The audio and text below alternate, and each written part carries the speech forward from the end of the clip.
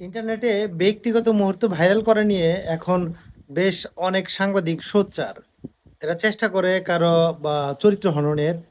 সে যদি বিরোধী দলের হয় তাহলে তো কোনো কথাই নেই। সরকারি দলের লোকজনের চরিত্র হনন খুব কমই হয়। কারণ হচ্ছে সরকারি দল চেষ্টা করে এমন কিছু লোক সেট করে রাখতে যারা বিরোধী দলের নেতাকর্মীদের ইজ্জত হনন বা ইজ্জত লুটে নেওয়ার জন্য অলওয়েজ প্রস্তুত থাকে।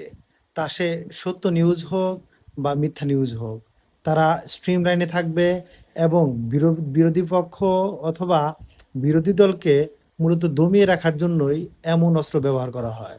এটি শুধু আমাদের দেশে নয়, আন্তর্জাতিকভাবেও বেশ স্বীকৃত।